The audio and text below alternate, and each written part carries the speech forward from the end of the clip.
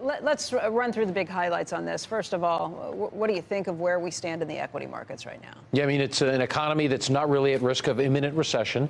A pretty solid economy. You saw some really good retail sales numbers last week. We want people to be cyclically oriented. So we like infotech, we like industrials here, we like financials, we like energy. Think that's a good valuation play, and consumer discretionary. You're not worried about a global recession catching up to the United States and dragging us down? Eventually, but not yet. Not in the next 12 to 18 months. That's probably a decent tactical horizon for most investors. We think it's still a good play to be cyclical. What's more, you get some good quality out of some of those places, the cyclical stocks that have better cash to debt ratios than a lot of others. We think when you do get a recession, it will probably be debt driven. You want to be in those higher quality stocks at that point. You know, the market seems to be pretty fixated on what the Fed does next. Yeah.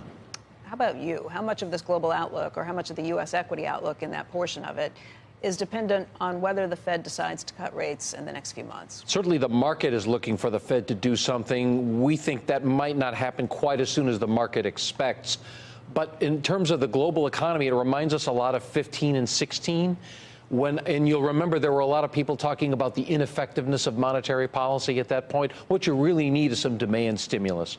I think between the U.S., the Europeans, and the Chinese, you've got to come up with some fiscal spending here to drive demand so that monetary policy can gain more traction. How likely do you think that is? In China, not in the U.S. so much. You're looking at an election year coming up, maybe in Europe, and most probably in China, but only after they try everything else first.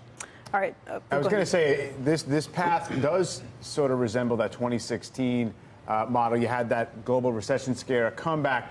We don't have an election that's this year that's going to radically change sort of the animal spirit side of things or get people to anticipate a big tax cut from the biggest economy in the world.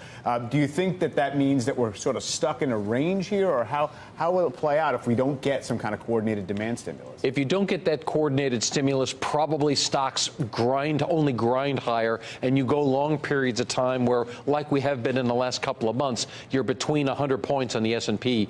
And that's why we really recommend that people look to rebalance here. That's what I was going to talk about, what you're telling people in terms of their portfolios. What do you mean rebalancing? What would you advise? So we've got a 2850 year-end target out there for the S&P. It's a little bit higher for a year from now. But when we get over that number, you want to be looking to take some profits, probably in some of the things we don't like. A lot of people have bought utilities here. Materials, we don't like that one either. REITs, people have bought that one. We think we take some profits there, put the cash to the side, wait for the market to come back. We almost got to a point at the end of May where we were willing to put some money back to work, and then the Fed quickly stepped in early June. You'll have more chances like that. What about the bond market? When you consider how much, again, the market is kind of factoring in a rate cut coming, what are the implications for the U.S. fixed income market, but also more broadly for the global market? So the fixed income market, we think, is probably overreacted here a little bit. We're worried about trade, but the trade dispute is going to go on. But we think there will be at least a partial deal eventually, and you will see in some demand stimulus probably from China. That will help global inflation steady. At that point, we think the bond market picks up a little bit. Our target for the 10 years, 2 to 250, we're at the low end of that target right now. So as bond yields come up a little bit, stocks still look very attractive. Dividend yield for a lot of stocks right around 2%. We think it's still a decent time for stocks. What do you think we'll hear in earnings season? Second quarter is going to be a tough one. The important piece is going to be the guidance. What do the companies expect over the next 4 quarters? What sorts of decisions are they making regarding supply chains? We still think there's good growth to be taken advantage of.